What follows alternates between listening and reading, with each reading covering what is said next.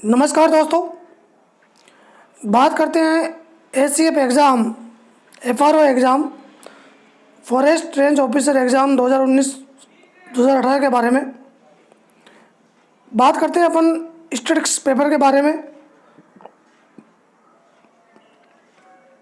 दोस्तों, ये एग्ज़ाम 19 फरवरी 2021 को आयोजित हुआ था और इस वीडियो के माध्यम से मैं जो इसकी कन्फर्म थोड़ी बहुत आंसर की मेरे पास है, जिसके मैं इसको आंसर कन्फर्म है, उसके मैं आंसर आपको बताऊंगा।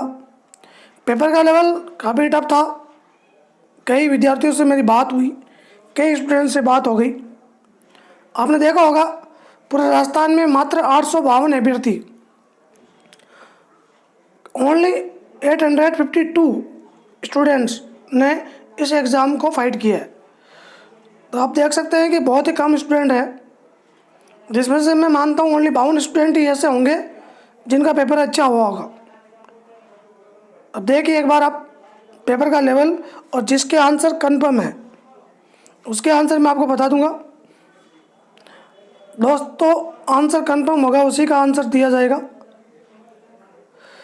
देखिए, एक सिक्के को 400 बार उछाला जाता है, 223 चित आता है, तो सिक्के के अनभिन्नत होने की अभिकल्पना के परीक्षण का अति उपयुक्त परीक्षण किया है।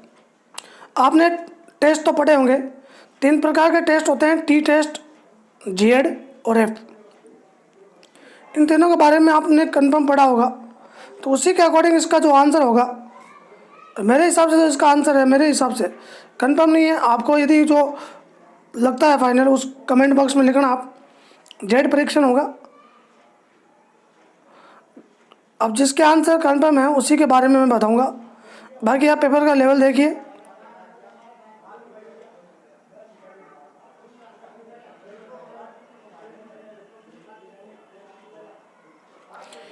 दोस्तों, 11 का 100% कन्फर्म आंसर रेडी है। जिन परीक्षण आधारित होते हैं वो पॉइजन डिस्ट्रीब्यूशन पर आधारित होते हैं। बिल्कुल ओके आंसर है ये।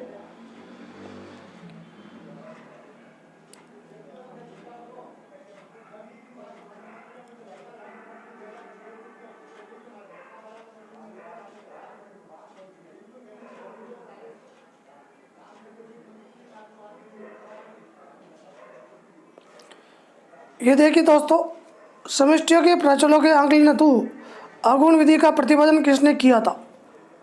तो इसका जो आंसर इन चारों में से मैच नहीं हो रहा है, ये प्रश्न डिलीट हो सकता है। इसका आंसर है वो अलग है कुछ, ये चारों ऑप्शन इसके आंसर नहीं होंगे। इसका जो आंसर होगा, जो मैंने जहाँ तक पता किया है,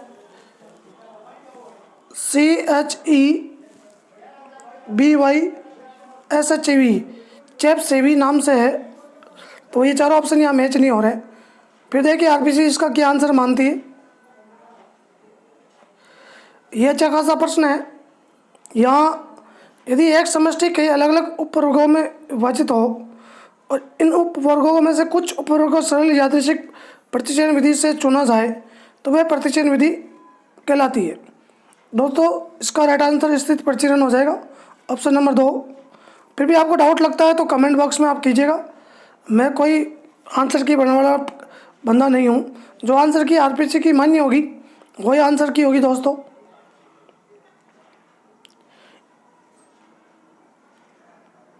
कुछ प्रश्नों का लेवल काफ़ी टफ था। मैं भी आपकी तरह एक स्टूडेंट हूँ, लेकिन स्टैटिस्टिक्स के बारे में काफ़ी अच्छा जानता भी हूँ। इसका सिस्टमेटिक या फिर स्टैटिक सैम्पलिंग हो जाएगा। ये मान के चलिए इन दोनों में से एक आंसर होगा, तो मेरे हिसाब से मैं कंफर्म नहीं कह सकता, इन दोनों में से एक जरूर होगा। ये देखिए, इकाइयों के चुनने की विधि जिसमें प्रायिकता का उपयोग नहीं होता। तो जिसमें प्रायिकता नहीं होती है उसे व्यक्तिनिष्ठ भी कहते हैं, सविवेक भी कहते हैं, स्वदेशी भी कहते हैं। तो इसका राइट आंसर हो जाएगा ये सभी। ये 100% ओके आंसर है, इसमें कोई डाउट नहीं है।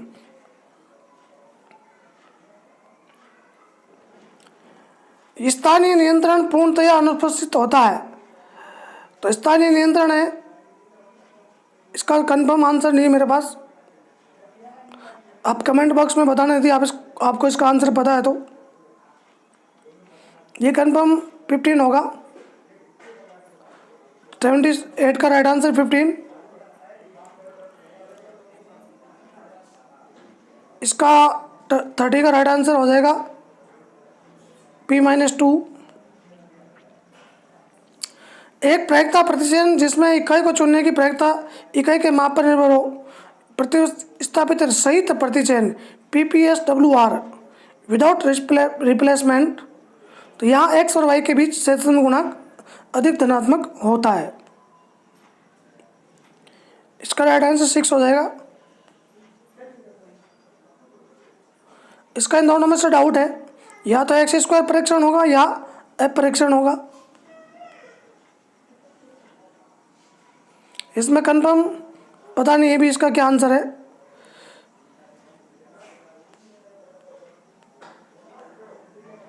जिस पर्सन का आंसर बता रहा हूँ उस पर्सन का आंसर एकदम ओके है।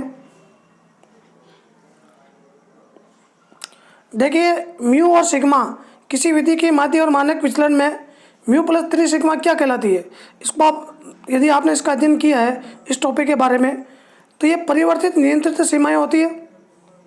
आपने पढ़ा होगा mu plus minus sigma, mu plus minus 2 sigma और म्यू प्लस माइनस 3 सिग्मा। इसका राइट आंसर ऑप्शन 3 हो जाएगा। इसका ऑप्शन नंबर 2 हो जाएगा।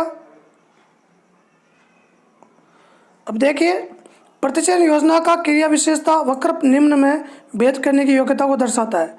तो ये सभी इसका राइट आंसर हो जाएगा।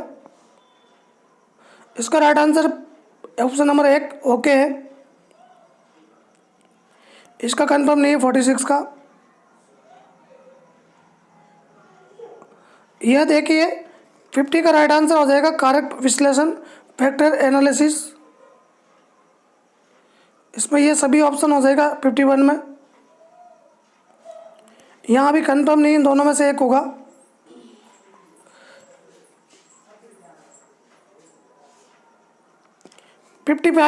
सूचकांक के निर्माण में कौन सा औसत, तो आपको सभी को पता है सबसे अच्छा सरल प्रश्न था, गुणोत्तर माध्य, ज्योमेट्रिक मीन, GM। ये आपने अच्छी तरह से पढ़ रखा होगा समांतर माध्य के बारे में। जो सूचकांक होते हैं इंडेक्स नंबर,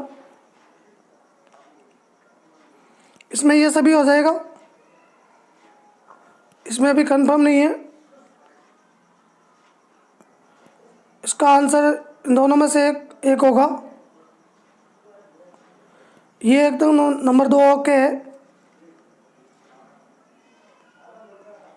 इसका ऑप्शन नंबर 3 ओके है। देखो, काल श्रेणी के किस घटक के मंदी, तो इसमें इन दोनों में से एक हो जाएगा। या तो ऋतुनिष्ठ वितरण हो जाएगा, सीजनल वेरिएशन या सर्कुलर वेरिएशन। देखिए, इसको इंग्लिश पढ़िए आप। Factor reversal test is stratified by which of the following price index number. तो यहाँ फैक्टर रिवर्सल के बारे में पूछा है। तो फैक्टर रिवर्सल है वो ना तो पासे का होता है, ना बावले का होता है, ना लेस्पर का होता है। तो इनमें से कोई नहीं। Option number 3। ऑप्शन 1 हो जाएगा। ऑप्शन 3। दोस्तों, ये आंसर की है वो तो RPC की तरफ जो भी आएगी वही मान्य होगी। फिर भी आपको डाउट लगता है तो आप कमेंट बॉक्स में बता दीजिएगा इसका आंसर क्या होगा, क्योंकि बहुत ही अभी कम अभ्यर्थी जुड़े हुए मेरे से इसे पेपर से संबंधित। ये देखिए 1750 कीमतों का अनुपात का सरल समांतर माध्य पर आधारित सूचकांक। बहुत ही अच्छा प्रश्न है। निम्न में से कौन सा सूचकांक, ये थोड़ी इंग्लिश पढ़ी आप, रिवर्सल टाइम रिवर्सल टेस्ट, तो ये सभी करते हैं। फिशर का भी करता है, वाल्स का भी करता है और मार्शल एडवर्ड का भी करता है। तो ऑप्शन नंबर 3 इसका राइट आंसर हो जाएगा। ये 100% ओके आंसर है। यहाँ पर अद्वितीय मत में कौन सी त्रुटि होती है, तो ये थोड़ा कंफर्म नहीं है। जिसका आंसर कंफर्म है उसका आंसर बता रहा हूँ मैं। बाकी बहुत ही अच्छा पेपर, टफ पेपर है। सबको एक ही फायदा है, तो सबके बराबर लेवल का है। यहाँ 5 वर्ष हो जाएगा, यहाँ पर ये सभी हो जाएगा, यहाँ शिशु मृत्यु दर हो जाएगा। निम्नलिखित में से कौन सा केंद्रीय प्रवृत्ति का माप होता है? आप सभी को पता है, मध्य, बहुलक और माध्यिका, ये 3 केंद्रीय प्रवृत्ति के माप होते हैं। बाकी अपकिरण के माप है ये तीनों ही। तो यहाँ राइट आंसर ऑप्शन नंबर 4 होगा, मध्य, क्योंकि बाकी तीनों वो अपकिरण के माप होते हैं। इसमें प्रसरण हो जाएगा, इसमें तुंग कुकुता हो जाएगा, जिसका मतलब होता है लंबे शीर्ष वाला। यहाँ थोड़ा कंफर्म नहीं है, यहाँ सेक्टर्स हो जाएगा वृत्तखंड। यहाँ ऑप्शन नंबर 2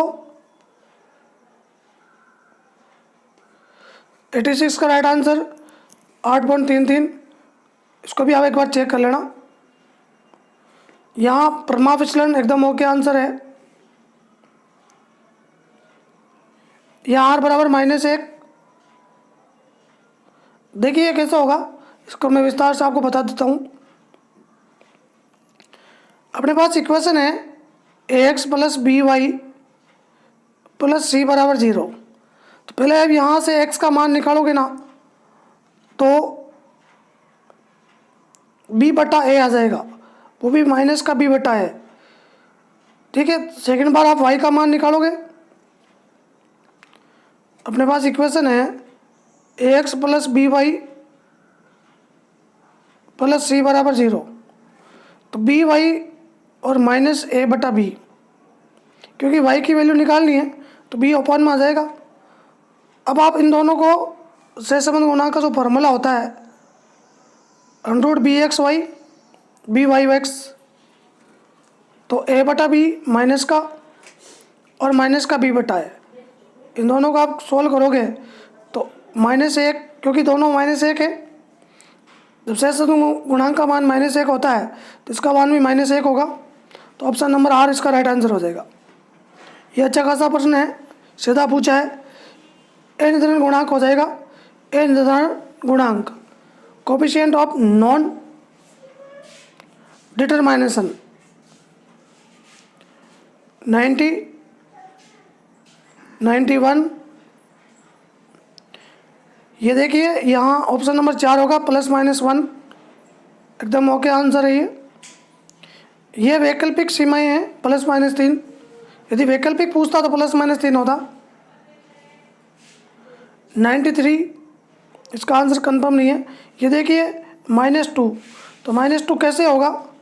यहाँ पर थोड़ा सा प्रश्न इंग्लिश में पढ़ना आप, x एम y है जबकि x ऑन y है, थोड़ा सा गलत लिखा हुआ यहाँ, का आएगा x का y पर आएगा।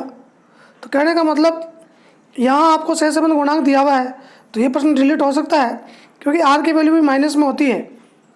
और वैसे इसको आप सोल्व करोगे तो -2 आंसर आएगा, bxy -2, क्योंकि vyx है वो -1/8 है। ये प्रश्न डिलीट होने की संभावना है, क्योंकि यहाँ थोड़ी त्रुटि है इसमें, x ऑन y, तो x का y, जैसे यहाँ लिखा हुआ है y का x, और ये भी माइनस का होना चाहिए। इसका भी कंफर्म आंसर नहीं है। यहाँ पर देखिए अच्छा खासा प्रश्न है, 5x - y, तो इसको आप इस प्रकार लिखोगे और x की वैल्यू आएगी bxy की, वो आएगी 1/5। फिर आप इसी समीकरण से दूसरे इक्वेशन से निकालोगे और इसको सोल्व करोगे तो 8/15 इसका राइट आंसर आ जाएगा, 8/15।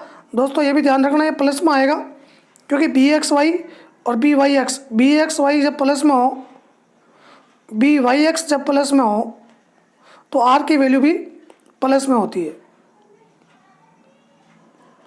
ये देखिए अच्छा खासा प्रश्न है, एक खेल में एक व्यक्ति की 2000 लाभ की प्रायिकता 0.8 है, 800 की हानि की प्रायिकता 0.2 है, तो उसकी प्रत्याशा क्या होगी? तो 2000 × 8/100, 8/10, 0.8 है। इसको आप सोल्व करोगे 1440, ऑप्शन नंबर 2 इसका राइट आंसर हो जाएगा। ये देखिए 2p, ये प्रायिकता का अच्छा खासा प्रश्न है। आपको ये फॉर्मूला लगाना है। पहले आप EX की याद करोगे और उसको आपको पता होगा 0 को अपन इससे गुणा करते हैं। इसमें से लिखने का जो तरीका है 0 1 2 3, 0 अपने पास है वो P है, 2 भी P है और ये अपने पास X 1 तक है। इसमें देखिए एक बार 0 1 2 ये P है, इसका 1 - 2P है और ये P है। तो इसका स्क्वायर करके गुणा करेंगे, एक बार सीधा गुणा करेंगे, अपन घटाएंगे तो इसका राइट आंसर आ जाएगा। ये देखिए 2P इसका राइट आंसर हो जाएगा। कन्फर्म आंसर है ये 2P। इन दोनों में से कन्फर्म है एक होगा, चाहे ऑप्शन नंबर 1 हो चाहे ऑप्शन नंबर 3 हो। यहाँ पर P इंटरसेक्शन भी 0 होगा। तो लगभग जो मैंने आंसर को मेरे पास जिसके आंसर कन्फर्म थे उसके माध्यम वीडियो के माध्यम से मैंने आपको बता दिया। दोस्तों आपको जो आंसर कन्फर्म लगे वो कमेंट बॉक्स में लिख के बताइएगा। मेरे से त्रुटि में कोई गलती हो गई जल्दबाजी में तो क्षमा कीजिएगा, क्योंकि यूट्यूब पर जब वीडियो बनाते हैं तो फाइनली 3-4 प्रश्नों में गलती हो जाती है। आप इसको मेरी तरफ से फाइनल आंसर की मत मानिएगा। जिसका बारे में मुझे कन्फर्म पता था, जिस आंसर के बारे में, उसी के बारे में मैंने आपको समझाया है। अब आप एक बार पेपर चेक कीजिएगा और नेक्स्ट वीडियो में जिन प्रश्नों की अपन को कंफर्म आंसर की पता होती है उसके बारे में और मैं वीडियो बना दूंगा। इसमें ये प्रश्न में बटन हो जाएगा। फिर भी आपको जो लगता है अपनी तरफ से तो उसको आप कमेंट बॉक्स में बताइएगा। स्टैटिक्स का पेपर काफ़ी हाई लेवल का पेपर था। कई अभ्यर्थियों से मेरी बातचीत हुई है। स्टूडेंट ने यहाँ तक कह दिया कि सर इसमें 35% भी मार्क्स स्टूडेंट ले ना पाएंगे। तो देखिए अब क्या होता है। सबके साथ एक ही बात हुई है और अभ्यर्थियों की अभ्यर्थियों की जो संख्या है वो सबसे कम है, मात्र 852 अभ्यर्थी ऑल राजस्थान के अंदर। तो ये पेपर था स्टैटिक्स का। कुछ प्रश्नों के आंसर मुझे आ रहे थे जिसके बारे में मैंने आपको बता दिया, और कुछ प्रश्नों के आंसर और मैं पता करके नेक्स्ट वीडियो में बता दूंगा। तो बने रहिए मेरे चैनल के साथ। चैनल पे नए हो तो चैनल को सब्सक्राइब कीजिएगा। दोस्तों इन फ्यूचर में ASO का एग्ज़ाम होगा, आपको बता देता हूँ। ये पेपर का जो लेवल है ASO और SO का मतलब है सांख्यिकी अधिकारी, स्टैटिस्टिकल ऑफिसर, और एक होती है ASO। बहुत बड़ी पोस्ट होती है, उनमें इसी तरह का पेपर आएगा। तो वहाँ ये आपके वीडियो उपयोगी होगा। यदि आप ASO की और SO की तैयारी करेंगे सांख्यिकी विभाग की, तो उस वीडियो से संबंधित, उस एग्ज़ाम से संबंधित ये वीडियो आपके लिए उपयोगी होगा। तो बने रहिए मेरे चैनल के साथ। धन्यवाद दोस्तों, मिलते हैं नेक्स्ट वीडियो में।